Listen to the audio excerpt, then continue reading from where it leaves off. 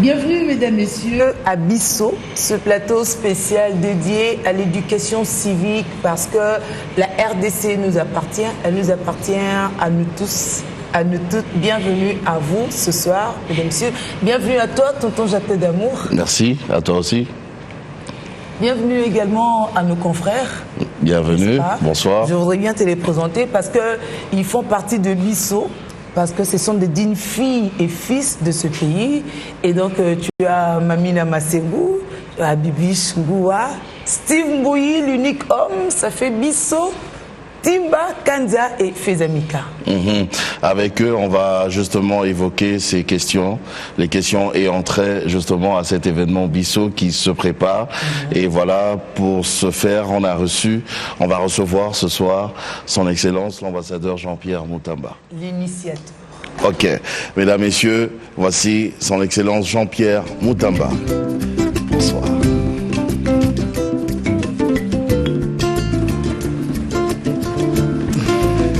Excellence, bonsoir, merci d'avoir accepté notre invitation. Quand on vous voit depuis un certain temps, on pense directement à cet événement Bissau. Alors, d'après vous-même, qu'est-ce qu'on peut retenir déjà de Bissau? C'est quoi? Bissau, c'est ce qu'il faudrait retenir, c'est nous. Voilà ce qu'il faut retenir. C'est un événement qui est d'ailleurs à sa 3e édition maintenant. Si vous retenez Bissau comme événement, c'est qu'on a échoué. Bissau, c'est une appropriation des choses. C'est-à-dire, lorsque nous parlons de Bissau, on veut utiliser le fait que nous sommes directement concernés par quelque chose. Hein, on dit en lingala, j'aime bien, Borna Bissau, Eloko na Bissau, Yabisso. Alors, ce n'est pas un événement en soi, mais c'est une appropriation pour arriver à faire naître en nous une réalité qui devrait être défendue par nous-mêmes. Et dans le contexte de faire naître cette réalité, il y a quand même une campagne qui accompagne ça, et c'est la campagne Bissau qui va être lancée le 8 juin. Jamais 203, ça va être la 3e édition cette fois-là. Quelle particularité à comparer aux éditions précédentes? Bissau, le 8, ce n'est pas le début d'une campagne. C'est le début d'un processus qui a déjà commencé, vous avez dit, depuis 3 ans. Donc nous devons arriver à comprendre ça de cette manière-là. L'explication, depuis le départ, vient du fait d'une prise de conscience. Nous voulons arriver à faire comprendre aux Congolais que le Congo, ce n'est pas une affaire qui appartient à quelqu'un d'autre. Que le Congolais, c'est une affaire à nous. Alors, à un moment donné, lorsque nous suivions les infos, la radio, ou quand vous regardez, les gens décident pour nous. Dans la plupart des cas, c'est toujours le Congo, il ne faut pas, etc. Tout récemment encore, vous avez vu, un ministre des Affaires étrangères d'un pays arrive ici, c'est tout le monde, ah il a dit, c'est fini, mais c'est là la question. Est-ce que le Congolais arrivera à comprendre que le Congo, c'est d'abord lui? Alors nous nous sommes dit pour la première année, nous aussi. Parce que nous aussi, nous devons. Là, on décidait beaucoup plus pour nous. Alors, nous voulons récupérer un peu pour commencer à parler de nous. Alors, j'aime bien, ces jours-ci, j'ai appris un peu le lingala. On dit bissopéen. Cette intonation veut dire autre chose. Ça ne veut pas dire nous aussi. Non. Ça veut dire bissopé. Donc nous exagérons, quelque chose comme ça. Alors c'est là que nous voulions nous interpeller les gens. Effectivement, nous exagérons à attendre que les gens décident pour nous. Alors nous avons dit, nous aussi, impliquons-nous dans ce qui se passe ici. Nous avons un mot à dire. Nous avons quelque chose à faire dans le Congo. Alors nous avons lancé la campagne, comme vous l'appelez, nous aussi. Et l'année qui a suivi, nous nous sommes dit, est-ce que ça vaut la peine de continuer à dire nous aussi, alors qu'il s'agit de nous? Alors disons nous. Nous avons dit nous. Mais pour que ça sonne bien, et pour que les gens comprennent que le nous là, c'est pas un nous d'ailleurs, alors nous avons voulu l'appeler Bissau. Comme les gens de Lubumbashi diraient, chacun dans sa langue dira le Bissau, le nous dans sa langue. pour réellement se réapproprier. Voilà, le Congo nous appartient, le Congo c'est nous. Alors, le nous là doit nous engager. Voilà un peu les dernières années qui a fait que aujourd'hui nous parlons maintenant du 8 juin pour le prochain lancement de la campagne qui cette fois-ci nous pensons sera plus civique que théorique. Pour être plus civique, ça passe bien par un message, par un concept bien clé. Vous l'avez déjà circonscrit pour la circonstance? D'abord, qu'est-ce qu'on entend par civique? Ouais. Alors, lorsqu'on aura intériorisé ce que c'est le civique, le civisme, hein, j'aimais bien à l'époque, nous on disait salongo. C'est du pratique, quoi. Hein. L'homme s'implique dans les actions directes de son pays. Nettoyer devant sa maison, arranger, ne pas jeter des papiers sur la route. Je vois aujourd'hui même les taximens ou les gens, même des gens qui ont des très belles voitures, ils passent sur le boulevard, il a fini parce qu'il avait chaud, sa canette ou sa bouteille de coca, il le jette sur le boulevard. Là, il y a un problème. Alors cette fois-ci, nous avons dit, il faut maintenant, puisque nous avons parlé de nous aussi, nous avons parlé de Bissau, et la campagne Bissau de l'année passée a été centrée sur le travail. Donc, le seul ingrédient, la potion, la vraie potion qui existe pour que l'homme soit respecté, c'est le travail. Et regardez, ceux qui sont mariés, la femme, le plaisir ou la fierté de la femme, mon mari travaille, mon mari est... etc. Quand tu as un mari qui ne travaille pas, c'est un problème. Même si tu amènes l'argent à la maison, tu travailles nulle part, on dirait qu'elle est gênée. Pareil dans la famille, mon frère est ministre, mon frère est PDG, mon frère est... etc. Alors, quelque part, le travail amène quelque chose. Et nous avons beaucoup insisté sur le travail. Nous avons insisté sur le travail, pourquoi? Parce que nous sommes d'abord chrétiens. Comme on dit d'ailleurs, le Congo est à majorité 90%, les gens exagèrent 90%. Un peu. Mais enfin, même la parole de Dieu parle du travail comme l'élément qui peut permettre à l'homme de voir la bénédiction de Dieu sur sa vie. Parce qu'il dit, il bénira le fruit de votre travail.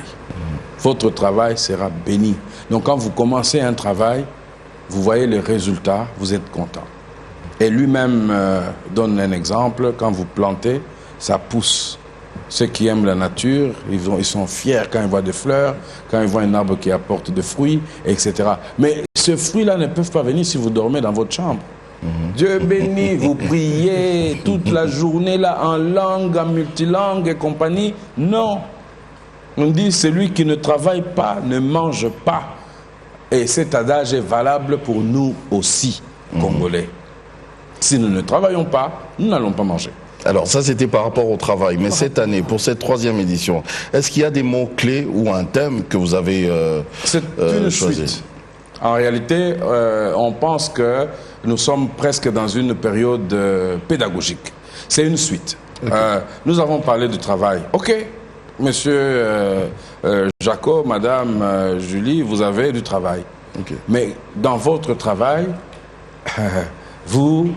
quelqu'un vient vous voir, il dit, vous travaillez où? À Biouane. Ah, est-ce que vous ne pouvez pas me prendre la nuit là, quand vous restez seul après le journal, prenez-moi un peu la caméra là, amenez-moi ça. Comment vous faites? Vous allez prendre et après, on ne sait plus faire des images parce qu'il n'y a plus de caméra.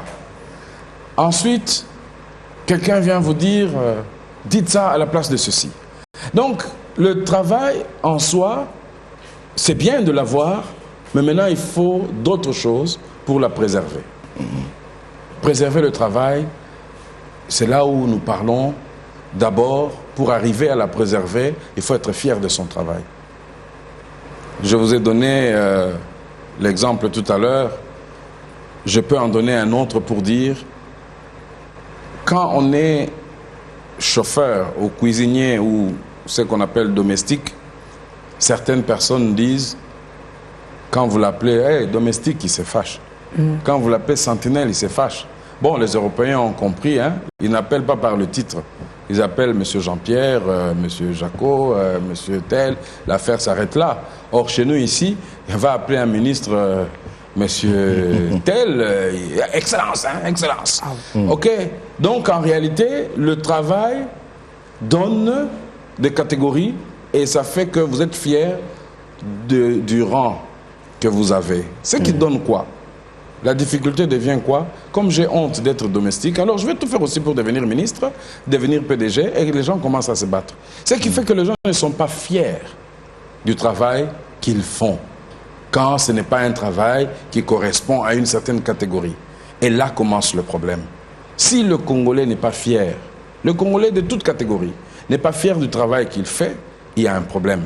Ça veut dire qu'il ne fera pas bien ce qu'il fait, parce qu'il envie ce que l'autre fait, et il ne fera pas ce que l'autre fait, parce que ce n'est pas lui qui est à cet endroit-là, il ne fera rien finalement. Et là, on va passer, ah, Julie ne travaille pas, hein. Ah, vous avez vu, Mamina, quand elle est venue ici, elle n'a rien fait, hein. Ah, vous avez vu, tel n'a pas fait ceci, et on passe comme ça. Et notre pays, malheureusement, est victime de ça.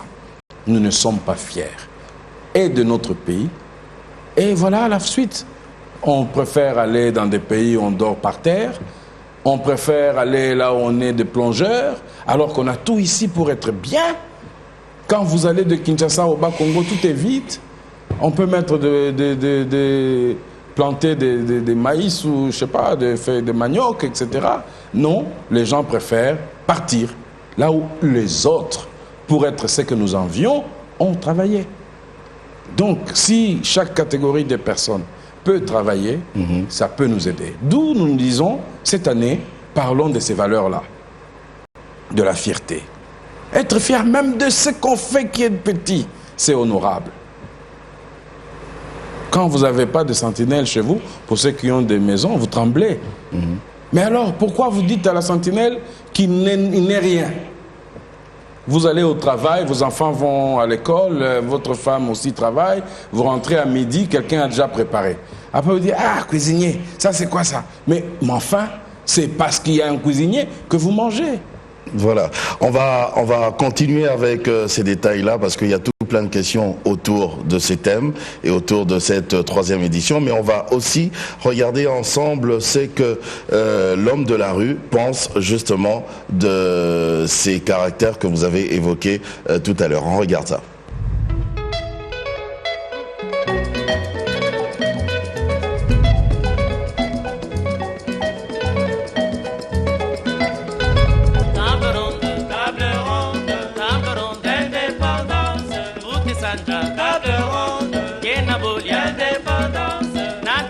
Bon, la dignité du travail, d'abord, c'est quelqu'un qui a pris un rendez-vous ou bien un engagement avec quelqu'un. Il faut le respecter. C'est ça aussi la dignité du travail. D'abord, ça vient du mot fier. Être fier, c'est avoir le charme. C'est le contraire de l'orgueil. Donc la fierté, c'est l'aisance. Celui qui est fier de sa beauté, par exemple de sa personne, il s'aime lui-même. C'est ça la fierté. Merci.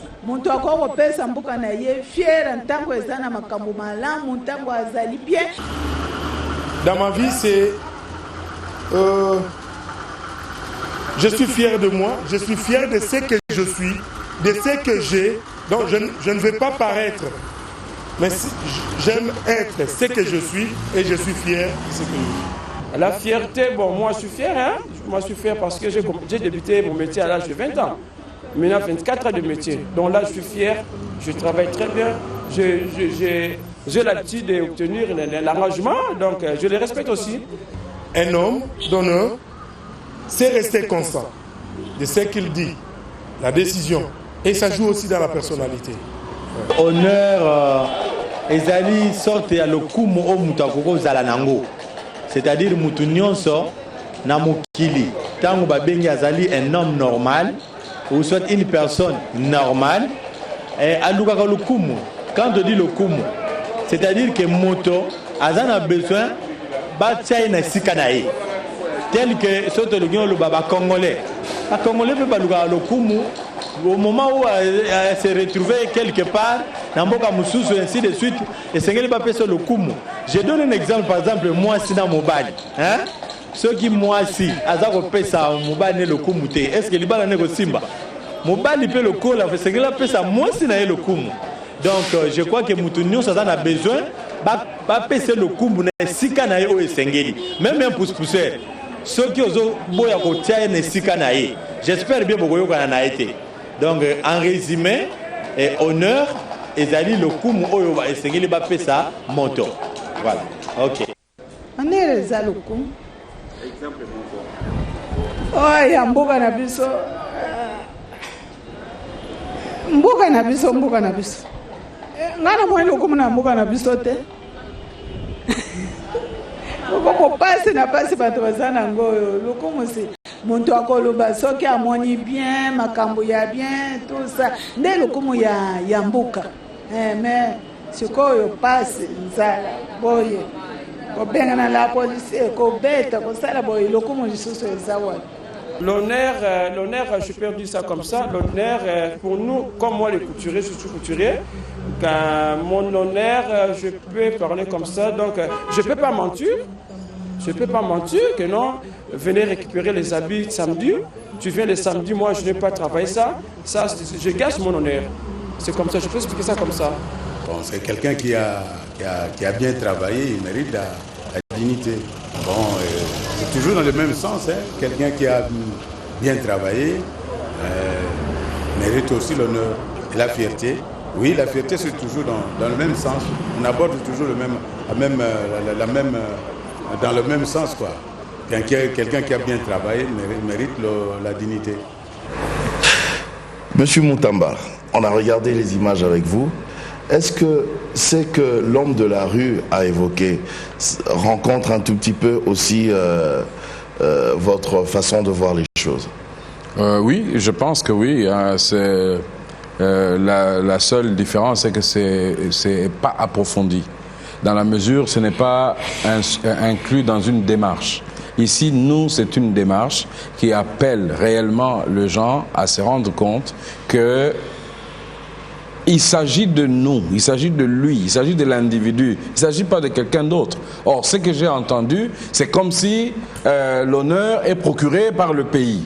Mais le pays est constitué des hommes. Et c'est par les hommes qu'on dit ce pays-là, de 70 millions de ceci, etc. Donc c'est nous d'abord, individuellement, nous devons nous incarner de ces valeurs pour arriver à transformer notre pays. Donc c'est important aujourd'hui d'être fier, d'avoir le travail qu'on a, parce que c'est en étant fier du travail qu'on a qu'on va le déclarer tout haut. Moi, je suis maçon. Et je suis fier d'être maçon. Meilleur maçon de Kinshasa ou meilleur maçon du Congo. Et les gens vont venir vous voir, venez nous aider, etc. Si vous vous cachez, comment on saura déjà que vous êtes maçon? Alors, lorsque vous, journaliste, vous êtes fier d'être journaliste, vous vous engagez pour ça. Des fois, quand je vois dans d'autres pays des journalistes qui meurent en guerre, etc., on se pose des questions, mais nous, à Goma, ils sont incapables d'aller. Envoie seulement Madame Julie à Goma, elle va t'inventer toutes les maladies possibles, etc., quand il y avait des problèmes. Pourquoi? Parce que, non, le journalisme, c'est à la télé, quoi, ce n'est pas sur le terrain. Aujourd'hui, il y a plus d'analystes que de vrais journalistes. Mais le jour où le journalisme au Congo va vraiment payer son homme, va être... et les gens qui s'engagent, qui font le journalisme et le font réellement, ils ne vont pas attendre que RFI ou d'autres chaînes nous disent, nous parlent de ce qui se passe dans notre propre pays pour que nous on récupère et qu'on en parle. Nous voudrions être fiers de présenter nous-mêmes la situation du Congo. Et à ce moment-là, nous serons une référence. Les gens vont dire, ah, Biwana dit, nous avons entendu Biwana dit.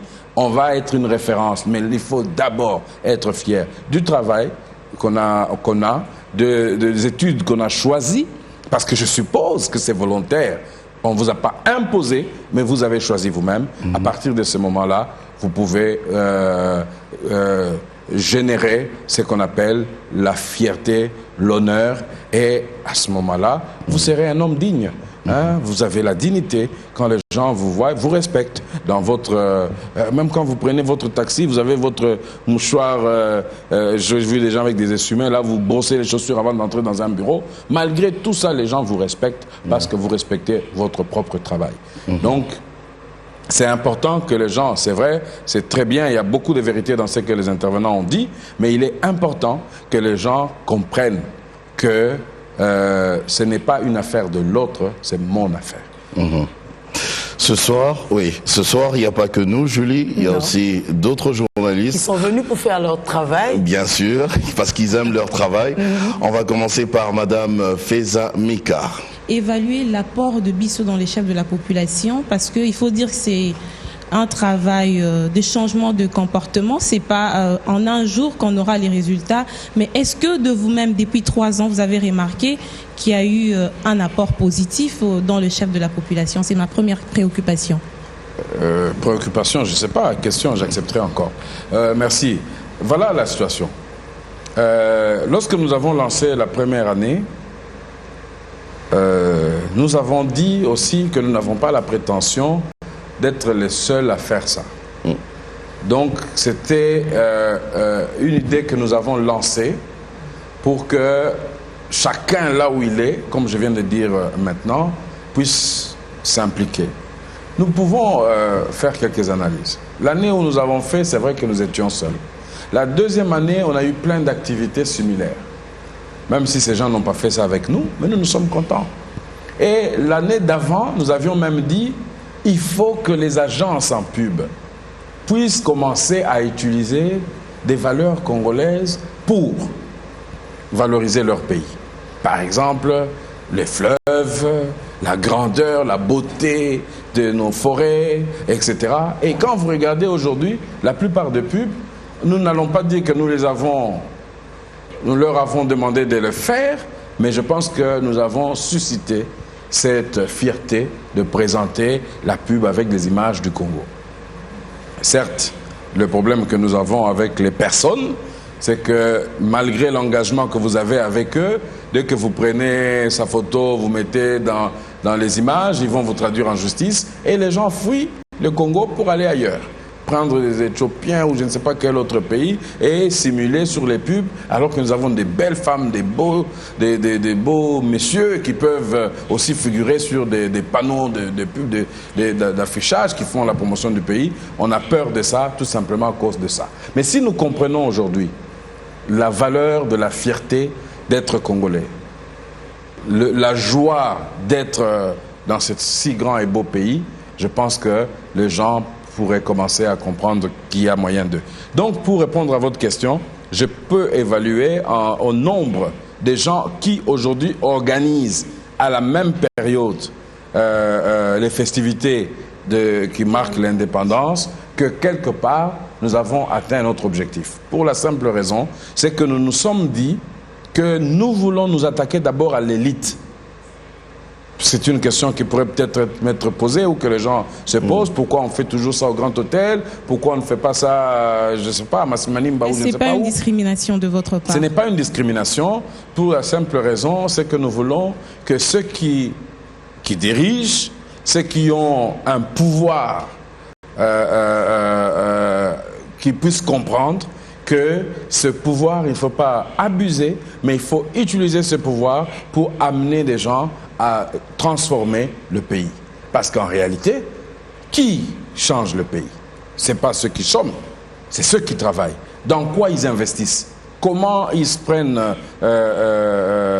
comment ils engagent leurs avoirs ou leur travail? Alors ça devient un truc assez clanique. Un tel ne peut pas, même quand vous avez fait des bonnes études et que vous ne pouvez pas atteindre. Donc l'intelligence ne compte plus, la capacité ne compte plus, c'est quelqu'un de ma famille, c'est quelqu'un de ceci. Donc nous voulons aussi parler à cela, pour qu'ils comprennent que le travail, que le pays ne peut pas être développé de cette manière-là. Voilà pourquoi aujourd'hui nous avons des problèmes. Depuis, je crois, 30 ans, les gens qui avaient des moyens envoyer leurs enfants en Europe pour travailler, étudier, envoyer leurs enfants ailleurs. Ceux qui ont réussi les études là-bas reviennent ici, mais ils sont combien?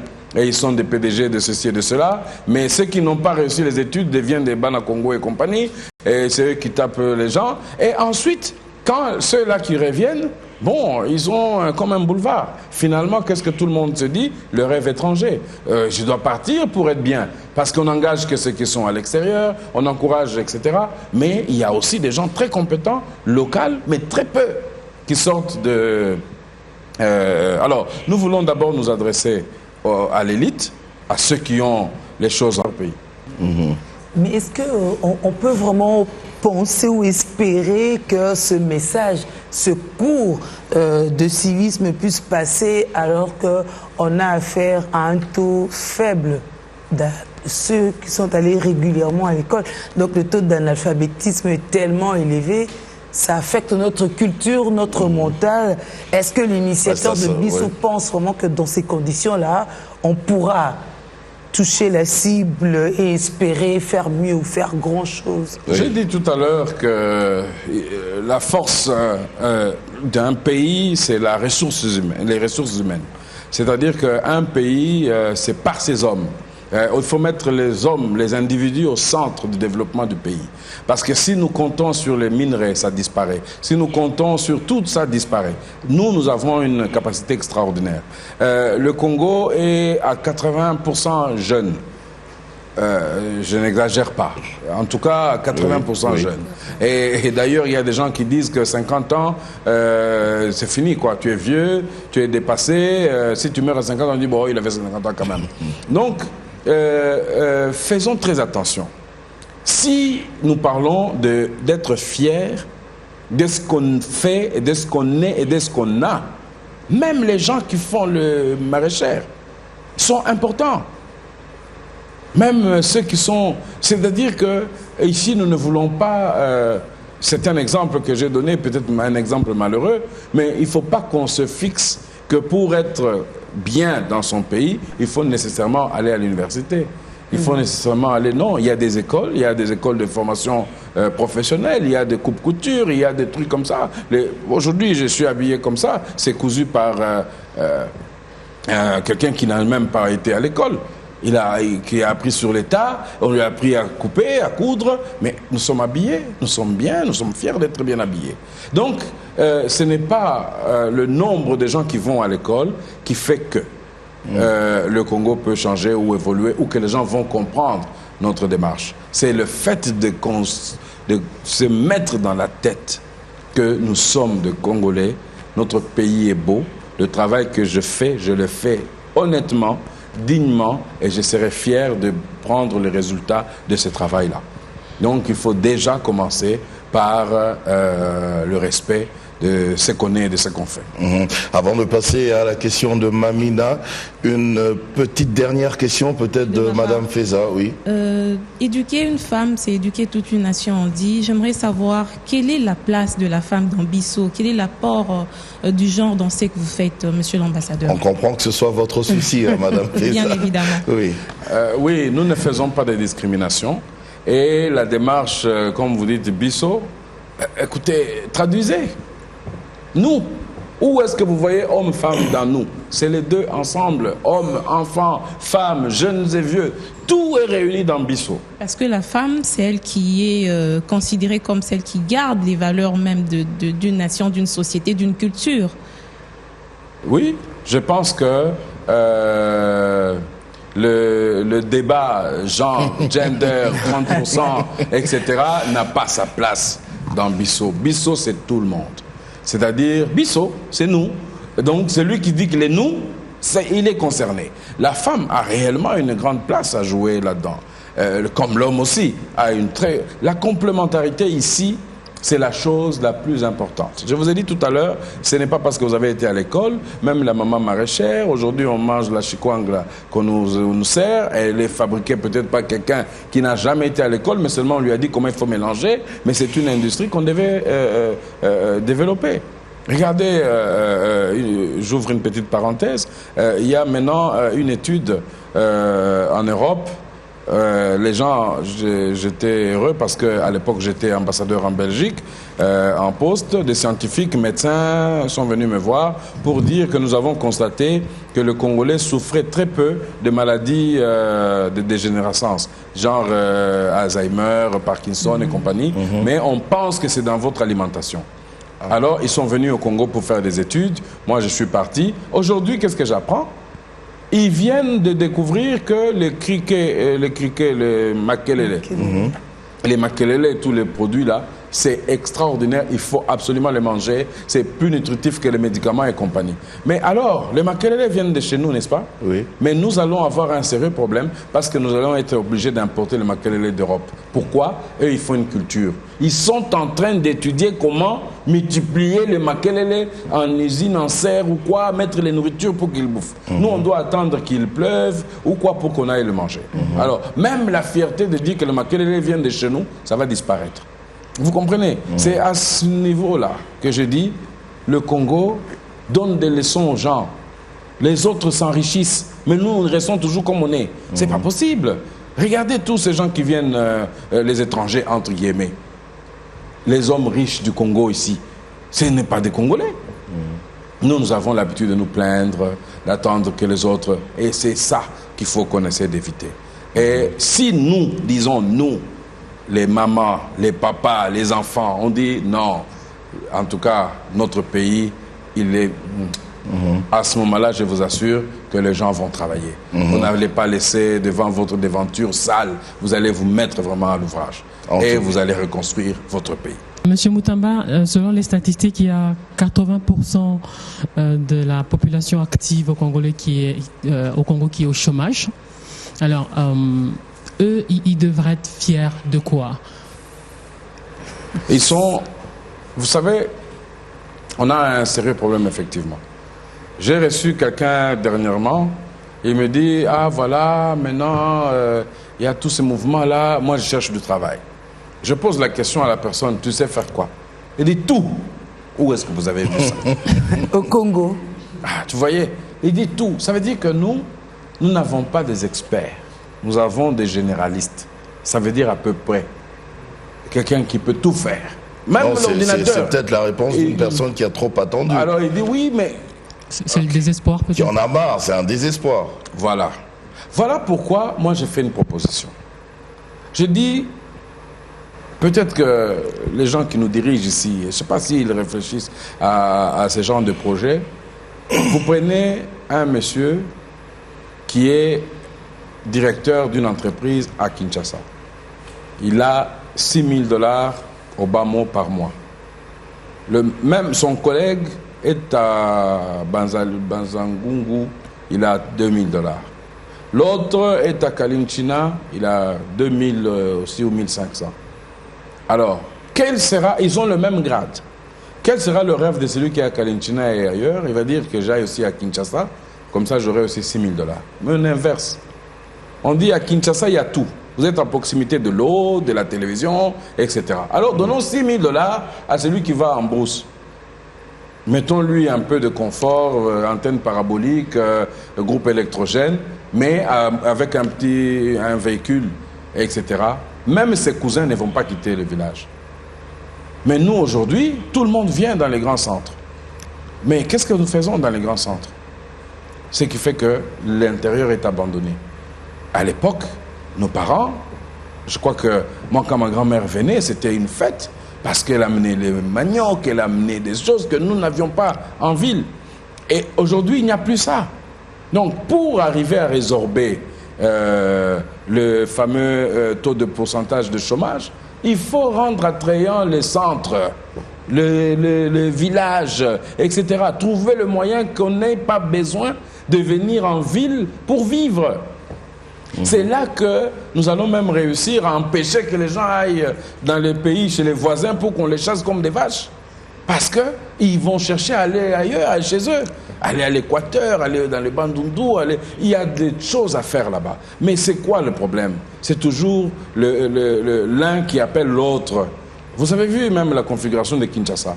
Quand vous allez en Gaba, vous avez plein de gens de Bandundu. Pourquoi? Parce qu'il y a un qui était arrivé là-bas, il a appelé son neveu pour venir étudier, le neveu a appelé son cousin, et puis au lieu d'acheter une maison ailleurs, il dit moi achète à côté.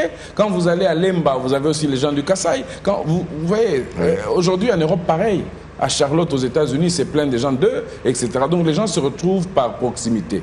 Mais si on rendait attrayant, là-bas, dans les villages, on pouvait développer quelqu'un qui peut là-bas être bien, là, comme maintenant, hein, on est en train de moderniser certaines choses. J'ai vu encore, pas plus tard qu'il y a quelques jours, qu'on met des téléphones dans les villages, on met de panneaux solaires pour permettre aux gens de... Vous voyez, ça peut commencer à faire enlever aux gens cette envie de quitter là-bas. Alors, la grande concentration à Kinshasa fait que les gens ne travaillent pas. Donc, ils sont dépendants d'eux. Alors, on a 80% des chômeurs, oui, parce que je sais que nous avons à peu près 800 000 fonctionnaires de l'État aujourd'hui. Et si ça a augmenté, c'est qu'il y a quelques jours. 800 000 fonctionnaires de l'État. Alors, que le gouvernement permette à ce que les privés soient dans une position qui peut permettre que l'emploi que l'État ne donne pas, que le privé, eux, donne. Là, il y a une politique à mettre en route pour permettre tout cela. Donc, je veux dire que la question, je ne peux pas répondre comme j'ai envie de répondre, étant donné que je ne suis pas membre du gouvernement, mais j'ai dit tout simplement, en parlant de Bissau, il y a la responsabilité de tout le monde, du gouvernement, la politique même à mettre sur pied. Aujourd'hui, on peut avoir des champs extraordinaires. J'ai entendu d'ailleurs le gouvernement dire que l'agriculture avait une place prioritaire, mais quelle est la politique? Qu'est-ce que nous faisons comme culture? Nous avons d'autres pays, ils disent, nous, cible, arachide, cacao et compagnie. Les autres disent, nous, noix de palme, etc., etc. Donc tout le monde sait que le Congo, comme certains pays, c'est le maïs, etc. Mais le Congo, c'est quoi? Qui nous a dit ce que le Congo fait? Alors comment nous allons accompagner pour dire, voilà, on peut investir dans ça pour éviter justement le chômage? Parce que quand je sais qu'il y a un budget qui va sortir sur l'agriculture, moi, j'ai une ferme de, je ne sais pas combien, 50 000 hectares. Je peux aller vite demander au gouvernement, bon, moi, venez planter, et puis acheter, et puis voilà, l'affaire terminée. Mais on ne sait pas.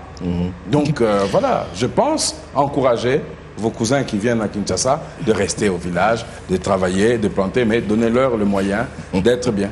Bon, même si quand ils plantent et qu'ils récoltent, il n'y a pas de route ni d'infrastructure pour amener les produits de leur champ vers les centres de consommation, ça c'est notre débat.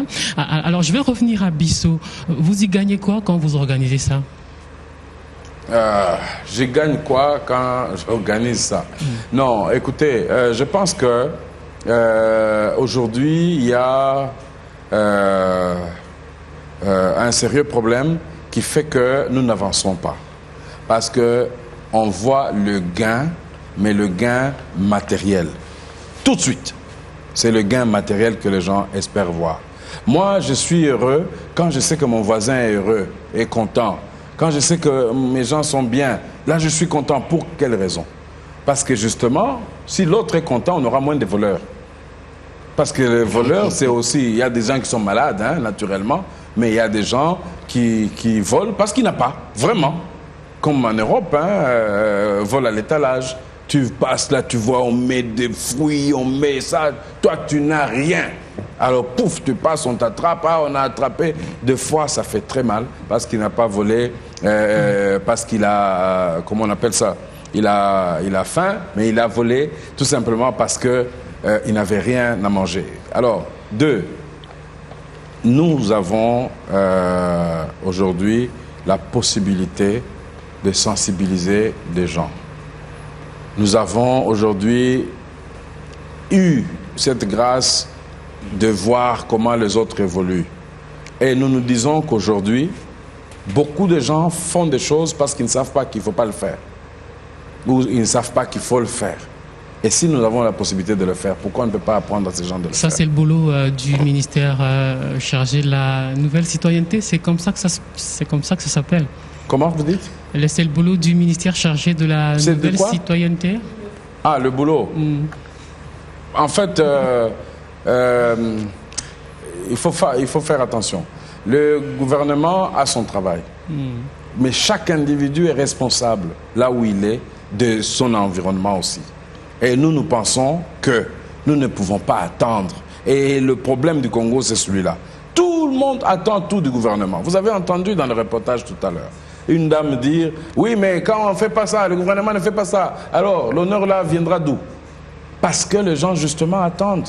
Mais les privés qui sont dans des professions, je ne sais pas, caritatives, ou les gens de Vodacom qui donnent, vous allez aussi demander aux gens de Vodacom de ne pas aider les gens parce qu'ils ont un côté social dans leur entreprise. Vous dites non, laissez ça, c'est l'État qui doit faire. Non, chacun peut faire ce qu'il pense qu'il peut faire. Dans le cas d'espèce, ce n'est pas donner l'argent aux gens qui comptent pour moi, ce n'est pas avoir de l'argent qui compte, mais c'est qu'on se réveille ensemble. Si on se réveille ensemble, si on comprend qu'ensemble, nous pouvons transformer ce pays, je pense qu'on a gagné beaucoup de choses. On a gagné même plus que l'argent. Ok, je vous propose de... Oui, vous allez continuer avec vos questions. Je vous propose de souffler un tout petit peu. On va continuer juste après ceci. À tout de suite.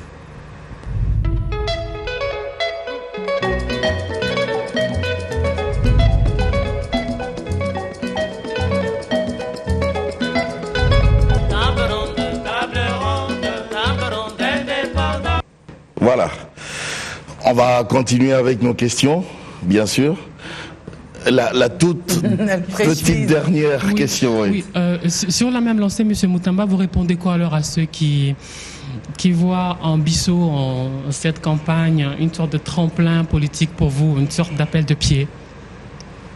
Moi, je ne connais pas... je ne sais pas qui dit que c'est un tremplin ou comment vous appelez ça? Un appel de pied. Je ne sais pas. Est-ce que j'envie quelque chose? Je vous ai toujours dit que j'ai un principe dans la vie. Je fais le travail d'abord par, je peux dire par plaisir, pas par manque. Parce que c'est là le vrai problème. Quand vous faites un travail parce que vous manquez, ça, vous devenez vite voleur parce que vous allez chercher à trop gagner chaque jour, etc. Et là, vous commencez à devenir voleur. Mais je fais tout ce que je fais parce que j'aime. Je suis un passionné. Aujourd'hui, je ne pense pas que même de vous pourriez venir cette question parce que je peux faire comme tout le monde. Je peux aussi faire des appels de pied, pomper, cirer les chaussures. C'est pas ce que j'ai fait. Et ceux qui me connaissent savent que c'est depuis très longtemps. Et je n'ai pas besoin de rappeler. J'ai commencé déjà à l'époque dans les actes visibles avec ce qu'on appelait le CIPUC, Comité d'initiative pour la paix de tous les Congolais. On a fait ça. Il y a plein d'activités comme ça que nous avons eu à nous engager à faire, mais nous pensons que si le Congolais, si moi, Bissau, Ngaï, je ne suis pas responsable ou je ne suis pas capable de transmettre ne fût-ce qu'un peu de ce que moi j'ai pu avoir, c'est-à-dire permettre aux gens de comprendre qu'on n'a pas besoin de naître dans une famille de milliardaires. On n'a pas besoin d'aller dans des grandes universités aux États-Unis ou je ne sais pas dans quel autre pays pour être quelqu'un. On a besoin de prendre conscience seulement qu'en tant qu'être humain, Dieu nous a donné les capacités, les facultés de transformation. Donc tout ce que nous faisons, nous transmettons les éléments. Aujourd'hui, nous avons cette structure, B1. J'aime jamais dire sur tous les toitures, B1 c'est moi, B1 ça m'appartient, etc. Parce que B1 ce n'est pas une entreprise comme une entreprise. B1, j'aimerais que ce soit un club d'amis. Chacun développe sa capacité. Et c'est dans le même esprit que je me dis, si nous avons un instrument comme celui-là pour transmettre quelque chose, pourquoi ne pas amener une nouvelle façon de voir les choses, de penser du Congolais? Nous, la fierté. Je suis fier d'être Congolais. Je suis fier, pourquoi? Parce que quand je vais, par exemple, à l'extérieur, je vois comment les gens souffrent pour garder de l'espace. Nous, on a plein d'espace ici. Les températures, nous avons les meilleures températures, voilà que nous transpirons même. Alors que certains cherchent le chauffage. Nous, c'est naturel. Quand je vois la beauté et la grandeur de ces pays, c'est que les gens nous envient de l'extérieur. Et que nous, ici, à l'intérieur, on ne comprend pas. Je dis non, je ne peux pas me taire. Il faut que je réveille mes frères. Il faut que je réveille mes sœurs pour leur dire, faites attention. Si vous ne faites rien, si vous ne comprenez pas que le Congo ici vous appartient, ah là, vous êtes fini. On ne peut pas attendre, malheureusement, madame, que ce soit seulement le gouvernement qui vienne faire quelque chose. Le gouvernement fait sa part. Mais il y a aussi la société civile. Il y a aussi tous ceux qui ne sont nulle part. À l'époque, nous appuyons même les voix des sans-voix. Les gens qui parlaient pour nous parce qu'on n'avait pas de voix, etc. Donc, effectivement, je ne suis pas aujourd'hui demandeur de quoi que ce soit. Et ce que j'entreprends n'a rien à voir avec ce que je suis ou je peux devenir encore demain ou quoi que ce soit. Je fais tout simplement un engagement personnel. C'est comme les pasteurs. Ils ont des églises, ils prêchent. Moi, je dis, je prêche à ma manière. Amener les gens à comprendre que la valeur de l'homme commence par le travail. Mais si vous n'êtes pas fier de votre travail, alors vous n'allez rien faire. Il faut être fier de votre travail. C'est à ce moment-là, quand vous allez commencer quelque chose, vous tombez, vous dites non, demain ça ira. Mais quand vous n'êtes pas fier, quand vous n'avez pas cette capacité-là de dire, bon, j'ai choisi, alors je me force, chaque fois vous allez capituler, vous allez quitter ici, là-bas, et vous ne ferez rien parce que vous n'allez pas trouver ce que vous cherchez.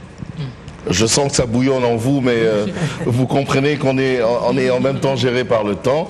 Steve Mbouyi, oui, vous avez juste une question alors. Alors, on va essayer avec. Alors, on comprend tout de suite que Bisso, cette année on en a la 3e édition, vaste projet que vous comptez d'ailleurs pérenniser. Première édition, 2e édition, je dis 3e édition. Est-ce que vous suffisez à vous tout seul par rapport à ce vaste projet où vous tendez justement une main, vous demandez de l'aide à qui voudrait bien venir vous aider? Oui, merci de me donner l'occasion de le faire. Oui, c'est un concept, je ne peux pas dire, c'est un concept intelligent. Je donne un cas là maintenant, je suis passé au Grand Hôtel, je dis voilà, j'ai une idée, monsieur le responsable du Grand Hôtel, nous devons faire une activité, on a besoin de votre salle. Mais l'activité que nous faisons, on ne paye pas. Donc je ne gagne rien. Mais cette activité aide le Congolais à se prendre en charge. 1. 2. Nous avons la télé, on fait une compensation, insertion publicitaire là-dedans. Mais je n'ai pas un franc à vous donner. Est-ce que vous marchez avec moi? Bon, je vous épargne les autres discours, sinon ça sera facile. Hein? Ceux qui vont suivre la télé, ils sauront ce qu'il faut faire pour avoir. Alors donc, je préfère garder le reste. Bref, le Grand Hôtel dit oui. Depuis 3 ans, il nous accompagne. On ne paye pas. Nous avons d'autres partenaires comme la Bralima. Nous sommes allés le voir, on dit voilà, nous avons notre activité, c'est vraiment culturel, mais nous voulons que les gens soient fiers de leur culture, de leur pays, etc. Nous ne faisons pas payer, etc. Est-ce que vous pouvez nous accompagner? Il dit oui, je vous donne 5 casiers de coca, on a fait le cocktail. On a besoin de quoi d'autre? On a la télé qui est à nous-mêmes, nous avons demandé à nos amis que vous êtes, est-ce qu'on peut faire? Oui. Sacrifice, faisons. On vous a payé combien? Rien. Donc, j'ai compris à la première édition, à la 2e édition, que le Congolais peut faire quelque chose. Alors, les choses qui sont derrière vous, les affiches là, etc., nous sommes allés voir Dispromalt, nous sommes allés voir CMCT avec M. Eyalé, nous sommes allés voir plein de amis, il dit non, voilà, nous avons besoin des petits trucs, il dit ah, venez, tout, vous pouvez vérifier, on a payé 0 franc. Donc, les gens nous accompagnent parce qu'ils comprennent la démarche. Même les panneaux dans la ville? Tout. 0 franc. 0 franc. Un franc succès de ce vaste projet alors? En tout cas, nous ne sommes pas encore arrivés là où nous pensons que nous devons arriver. Parce que si déjà on ne se limite qu'à Kinshasa, ça veut dire qu'on n'a pas encore réussi. Mais, comme nous avons dit, nous n'avons pas la prétention de tout faire nous-mêmes. Nous aimerions que le Bisso soit repris par d'autres personnes qui vont faire la même chose, qui vont aller dans le même élan, qui vont interpeller des gens. Nous serons très heureux que les gens le fassent. Aujourd'hui, nous avons eu, je crois, 2 ou 3 lettres des gens qui demandent à participer ou à organiser dans d'autres coins les mêmes activités. Nous avons dit, Dieu merci, donc ça commence à payer. Les gens commencent à s'impliquer. Et voilà quoi. Ntimba, vous présentez une émission, Le Congo c'est nous. Donc vous, je peux dire que depuis un temps, vous réfléchissez déjà sur le Congo. Par la campagne Bisso, effectivement. Oui, question pour vous aussi. Oui, la jeunesse est directement impliquée donc, par cette campagne. Et tout à l'heure, vous parliez de civisme. Est-ce que vous aviez prévu autre chose que la soirée du 8 juin pour cette jeunesse? Parce que le civisme, ça s'apprend et ça s'explique surtout. Oui, la soirée du 8 juin, c'est une soirée culturelle. Hein. Un peuple sans culture, on dit il est quoi? C'est un peuple qui se meurt. Qui se meurt, c'est ce qui reste quand on a tout oublié, voilà. C'est un peuple sans âme. Sans âme. Donc, et vous vous souviendrez qu'à la première édition, j'avais expliqué quelque chose parce qu'on m'avait posé la question pourquoi vous commencez avec la musique. Moi, j'ai dit parce que la musique, c'est une grande leçon pour moi. Par la définition, hein, à l'école, je me souviens que mon père m'a fait écrire 1000 pages parce que je me trompais toujours. La musique est l'art de combiner le son d'une manière agréable à l'oreille. Alors, la musique, lorsqu'elle n'est pas bien combinée, elle est cacophonie. Alors, donc, moi je pars par la définition de la musique pour dire, on doit apprendre à chanter ensemble et de manière agréable. Si on peut se comprendre, si on peut chanter ensemble, on peut construire tout. C'est comme ça qu'on a commencé par ça. Donc, la soirée culturelle, on montre les talents congolais. On a fait passer le grand chœur kimbanguiste qui chante des symphonies, comme quand vous fermez les yeux, vous dites que c'est de noir, vous dites que c'est pas vrai.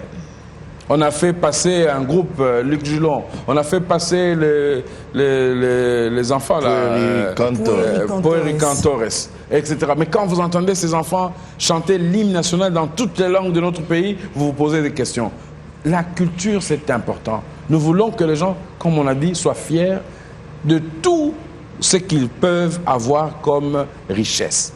Et nous avons ça. Donc, le 8 n'est que le lancement, en réalité, d'une vaste de campagne, des activités que nous aurons à lancer qui vont permettre à ce que, maintenant, chacun puisse s'impliquer. Nous pensons, par exemple, faire un concours très important de propriété. Compte tenu du fait que je vous ai dit, le moyen, celui qui, si aujourd'hui le gouvernement provincial ou le gouverneur nous dit, bon, je vous accompagne, nous serons heureux, nous voulons lancer le concours de propriété. Alors, ce concours-là, pour l'instant, va partir de Delvaux à Ipen. Ipen, Cité Verte jusqu'à rond-point Gaba. On va créer des zones comme ça et au 30 juin, nous irons remettre le prix. Pour l'instant, un donateur a déjà donné $1000. Si pendant la campagne, quelqu'un ajoute encore un prix, on va faire ça. Pourquoi nous voulons récompenser les gens qui le font? C'est une manière d'habituer aux gens à travailler. Lorsqu'ils vont rester propres pendant 1 mois, je crois qu'eux-mêmes verront que. Et puis que le gouvernement accompagne pour continuer, c'est-à-dire bâton et carotte. Moi, si j'étais gouvernement, j'allais taper, mais comme je n'ai pas le bâton, je donne la carotte. Je dis nettoyer, etc. Mais on va apprendre aux gens le civisme, ce genre de travail, pour qu'ils comprennent que l'environnement propre est vraiment, c'est important parce que ça nous éviterait déjà des maladies. Donc, on n'aura plus de moustiques. On n'aura pas de puces, on n'aura pas de ceci. Cela nous permet d'épargner l'argent d'acheter les quinines, d'aller à l'hôpital, etc. Mais tout ça, il faut une pédagogie pour que les gens comprennent. qu'en ayant sa déventure propre, les canalisations nettoyées, les poubelles enterrées, les sélections des poubelles qui se décomposent et ceux qui ne se décomposent pas, etc., ça permettra aux gens de préserver beaucoup d'autres choses. Oui, je peux continuer. Alors moi, je vois toujours un petit peu sur le long terme, après cette fameuse campagne, qu'est-ce qui se passe? On oublie jusqu'à l'année prochaine, ou vous comptez sur des relais, des gens qui pourront continuer en fait le travail. Comme le vous êtes déjà une réponse de notre campagne. Vous, votre émission, c'est le Congo, c'est nous. Ça vient d'où?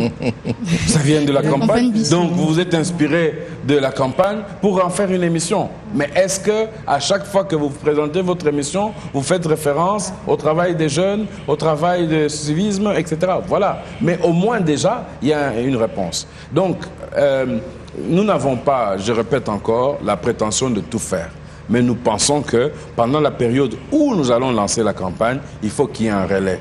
C'est ça, justement, le bras que nous donnons au gouvernement. C'est-à-dire que toutes les ONG, Madame Feza, qui parlait des femmes tout à l'heure, a reçu d'ailleurs une dame ici, qui a une ONG, qui nettoie, etc., presque bénévolement. Elle a même eu un prix de je ne sais plus quel organisme, etc. Voilà. Donc je me dis que ces genres d'activités nous permettra justement aux gens qui ont le même genre d'activité, nous leur donnerons une plateforme. C'est-à-dire, il y a beaucoup de gens, comme vous ne pouvez pas l'imaginer, qui travaillent pour ce pays en coulisses. Donc, à ces gens-là, nous, pendant toute cette période, nous leur donnons une plateforme. Si vous faites le nettoyage à l'intérieur et ailleurs, nous pouvons venir filmer et montrer ça, que vous faites quelque chose. Mais il faut qu'il y ait maintenant une synergie.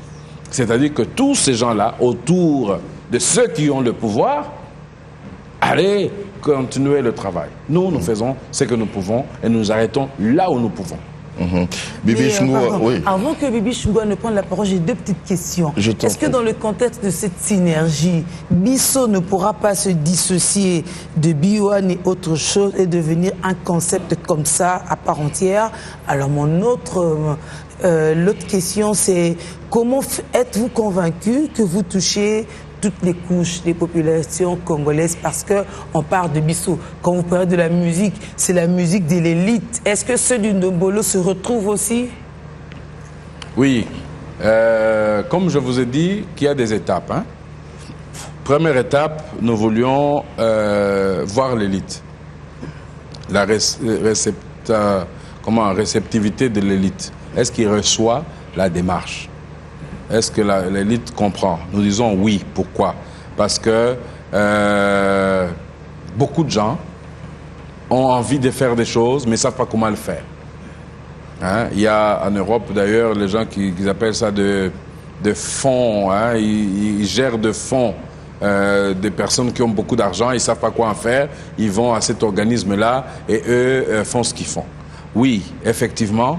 La démarche est celle-là, d'arriver à atteindre tout le monde. D'arriver à atteindre tout le monde. Mais comme d'habitude, il faut commencer quelque part.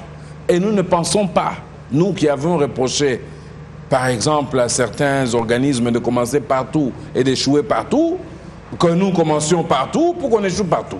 Alors on s'est dit, on avance progressivement. Aujourd'hui, le moyen que nous avons nous permet d'atteindre les gens chez eux, nous permet d'arriver à certains résultats. Et demain, si nous avons encore plus de moyens, nous irons encore un peu plus loin. Mais effectivement, nous voulons que les gens qui font, comme vous dites, les Ndombolo, c'est qu'il faut faire très attention. Les Ndombolo et toutes les histoires, les danses qui ont des noms compliqués, ce sont des noms traditionnels. Ce sont des chansons traditionnelles. C'est ça qu'on chante dans nos villages. Peut-être qu'on appelle ça un Ndombolo avec un sourire comme ça, mais c'est traditionnel. Quand vous allez... Et justement, je parlais de la culture tout à l'heure. Et si vous n'êtes pas fier de votre culture, vous n'allez pas danser les Ndombolo, même si c'est de chez vous. Les gens qui dansent les moutouaches, ah, c'est obscène, ah, c'est comme ça. On dit, oh. Mais dans leur village là, toutes les cérémonies, ça se passe autour de ça.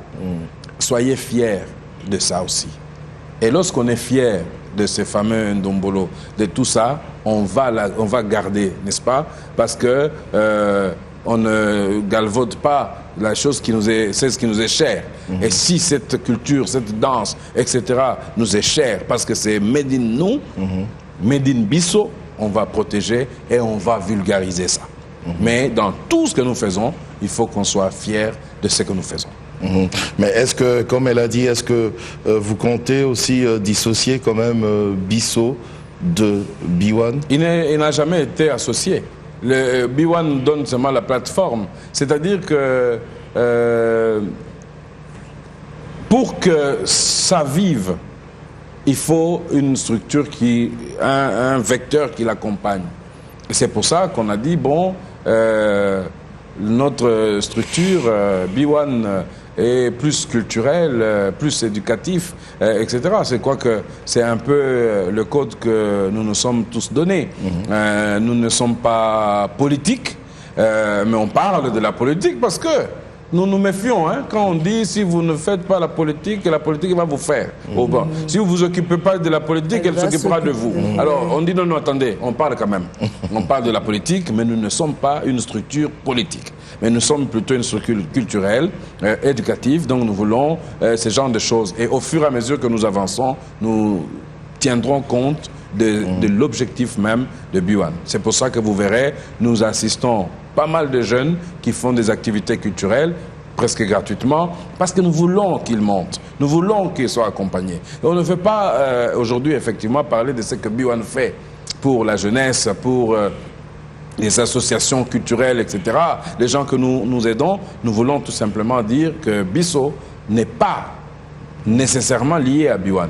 Bisso est porté par B1. Mais Bisso, c'est nous. Donc ça ne peut pas être une affaire. Ce n'est pas mon affaire. Peut-être qu'on a fait le logo, etc. Mais Bisso, c'est un concept. Ça veut dire que les gens doivent intérioriser ce que c'est Bisso. Bisso, sans le Congo, ne sert à rien. Parce que c'est de ça qu'il s'agit.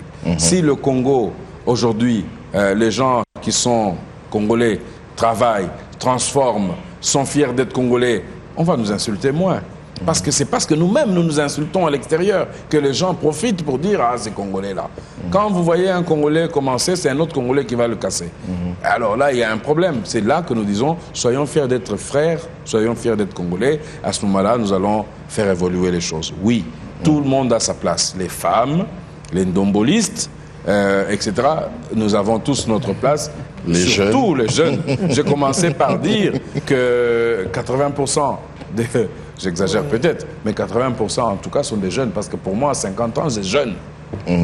Peut-être pour terminer, Bibi Ngoua, l'ambassadeur a effleuré un tout petit peu votre domaine, l'environnement. Exactement, monsieur l'ambassadeur. Bisso renvoie à l'appropriation du Congo par des Congolais, ce qui rime bien aussi avec l'environnement, d'autant plus que lorsqu'on évoque cette question sur le plan mondial aujourd'hui, elle renvoie à la responsabilité de tout un chacun. Alors aujourd'hui, vous décidez aussi de vous intéresser à l'environnement via l'assainissement de la ville. Est-ce une fierté pour vous? Bon, moi je ne peux pas dire que l'environnement, c'est l'assainissement, que nous appelons ça assainissement. Ce que nous voulons faire, l'environnement c'est extraordinaire, c'est vaste. C'est vaste. Vous avez même les arbres rentrent dans l'environnement. L'urbanisme rentre dans l'environnement. Tous ces trucs-là rentrent dans l'environnement. Donc l'environnement, ce n'est pas seulement parce qu'on a dit qu'on va... Non, ça c'est parce que nous devons commencer quelque part, avec les moyens que nous avons, je viens de vous dire. Mais effectivement, préserver l'environnement, c'est sacré. Vous voyez, c'est important. Nous devons vraiment faire ça.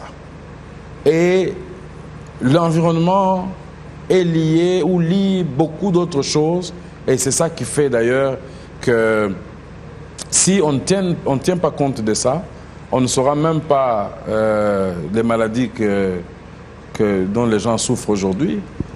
J'ai entendu quelque chose qui m'a vraiment interpellé, c'est qu'un reportage, je crois, qui est passé sur votre chaîne, qui disait dans les centres là-bas, les gens ont la diarrhée et la fièvre. Et la toux. Et la toux. Bon, quelqu'un d'autre a parlé de la fièvre. Mais il faut que le gouvernement soit vite interpellé.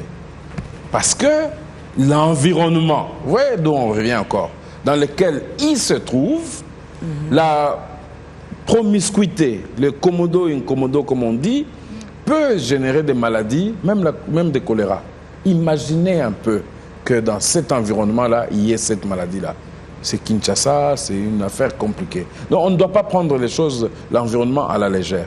Donc moi maintenant, ici, la question devrait être posée plus clairement. Quand vous parlez de l'environnement, vous parlez de quoi? De la salubrité, etc. Tout ça rentre dans l'environnement. Mais je pense que nous sommes condamnés à nous investir dans ça, interpeller. D'ailleurs, Biwan devrait faire des spots pour interpeller les gens à la propreté, les campagnes pour nettoyer, laver les mains, les campagnes pour séparer les déchets en plastique, en bouteilles, etc.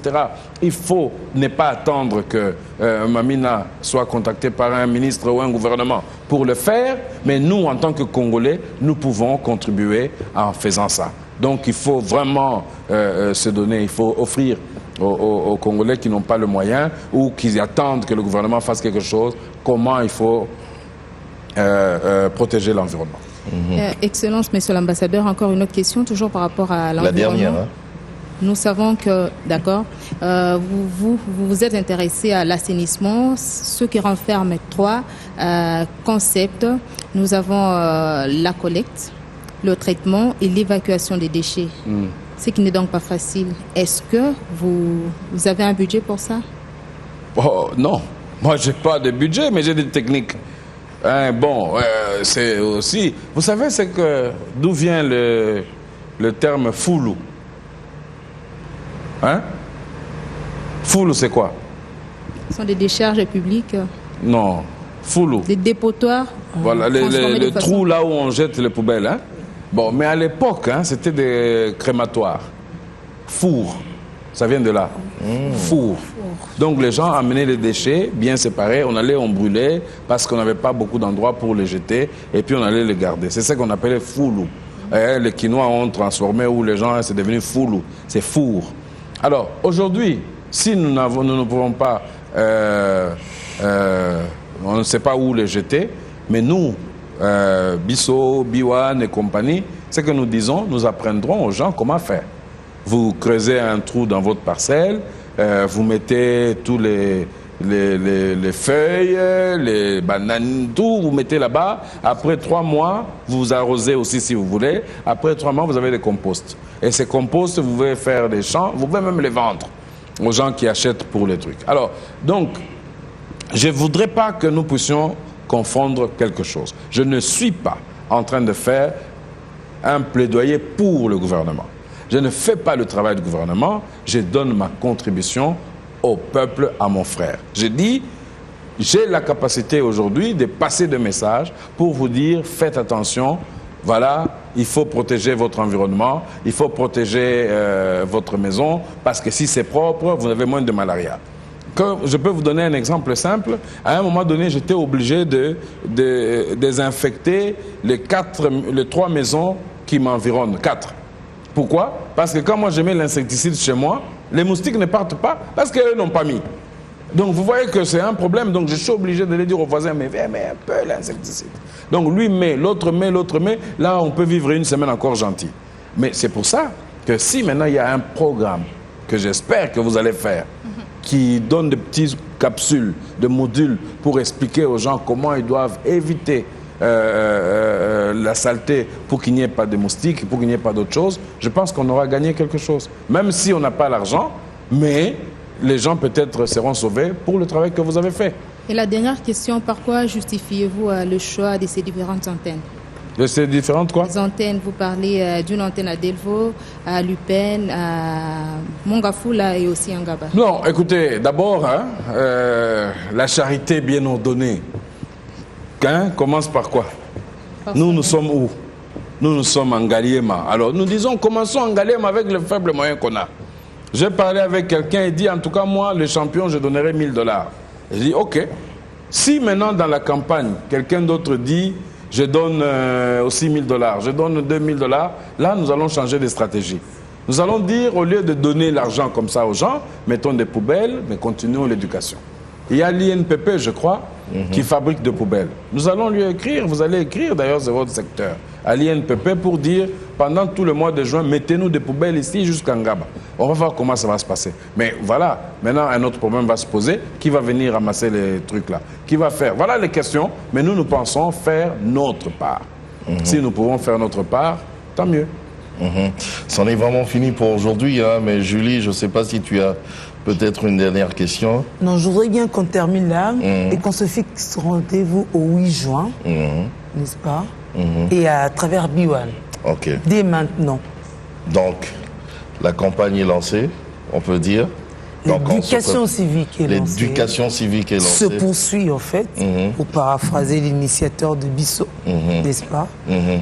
Et en tout cas, votre Excellence, ce soir, on retient juste la fierté, la dignité et l'honneur. Bon, oui, mais j'aimerais qu'on ne perde pas les gens. C'est-à-dire, travaillons d'abord sur la fierté. Et ça, c'est important. Travaillons sur la fierté. Si on est fier, le reste, le fier pas de l'Olendo, oui. Alors ça peut nous permettre de pouvoir gagner tous les autres éléments qui peuvent arriver. Bon, on permet quand même à Mamina quand même. Parce qu'il y a quelqu'un qui vient de me souffler qu'on n'a pas parlé de Bissau et de nos hommes politiques. Même si depuis un moment, il y a énormément de Congolais qui désespèrent de nos hommes politiques. Comment faire pour en être fier? Ou qu'est-ce qui se passe entre Bissau et la politique congolaise? En ce moment où les choses bougent, ou vont bouger énormément. Non, je veux répéter encore une fois, Bissau concerne tout le monde. Hommes politiques, femmes, enfants, jeunes et vieux. Mais il y a juste une chose qu'il ne faudrait pas perdre de vue, c'est que l'échec du Congo, c'est de croire qu'il n'y a que le gouvernement qui doit fonctionner. Tout le Congo, quand vous marchez, il n'y a pas de gouvernement, il n'y a pas de gouvernement. Moi, j'étais ambassadeur en Belgique 6 ans, s'il vous plaît. Il n'y avait pas de gouvernement. Le pays marchait. Le pays marchait. Il y avait les secrétaires généraux qui travaillaient. On ne savait même pas qu'il n'y avait pas de gouvernement. Mais nous, chez nous, au Congo, tout est politique. Il suffit que, il n'y a pas eu conseil de ministre, il y a un problème, il n'y a pas conseil de ministre. Non, madame. C'est-à-dire que si le Congolais s'occupe d'abord de ce qu'il fait, et il le fait bien, vous allez voir que même les hommes politiques, c'est là qu'ils auront besoin de vous. Mais aujourd'hui, c'est nous qui avons besoin des hommes politiques parce que nous n'avons pas compris. Un ministre, c'est un serviteur. Voilà la définition de ministre. Mais alors, si le serviteur devient maître, on n'a plus rien. Donc le Congo, l'homme n'est plus au centre. L'homme n'est pas au centre de préoccupations de politique du pays.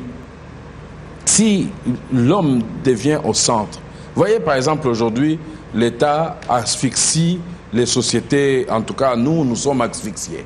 Les taxes sur taxes sur taxes. Mais l'erreur c'est quoi? C'est que si on nous libérait, allégeait les taxes et qu'on augmentait les salaires et qu'on demande plutôt à l'homme de payer, lui, son impôt, l'État gagnerait plus. Parce que moi, j'engagerai plus et les gens payeront aussi les taxes plus et l'État se retrouve. Or, aujourd'hui, il y a 5 entreprises. Toutes les taxes, c'est sur les 5 entreprises. Finalement, qu'est-ce qui se passe? Les gens ferment, les gens fuient, les gens commencent à faire, à cacher. Tu as 500 employés, tu déclares 50, etc. parce que tu ne sais pas t'en sortir. L'État ne gagne pas. Or, si on déclare 500 et que chaque employé paye $10, vous voyez ce que ça peut faire. Je pense que nous devons réfléchir. L'État doit changer. Ils doivent comprendre que le gouvernement ne peut pas donner de l'emploi à tout le monde, mais les privés, oui. Alors, faciliter les gens. Libérer un peu. S'ils peuvent même déclarer l'amnistie fiscale ou je ne sais pas quoi, ça peut nous aider à changer le pays. Voilà. Je crois que c'en est fini vraiment pour aujourd'hui. Merci Julie. Merci chers collègues. Je crois que pour la suite, si vous avez d'autres questions, oui, merci à ce public. Voilà. Et pour d'autres questions, vous pourrez peut-être inviter l'ambassadeur dans vos différentes émissions. Il n'y a vraiment pas de problème parce que on va continuer à parler de Bissau, n'est-ce pas? Excellence, on vous dit merci de tout cœur. Merci à toute l'équipe technique. Merci à vous de nous avoir suivis. On va se retrouver la prochaine fois pour peut-être une autre émission Bissau. Au revoir.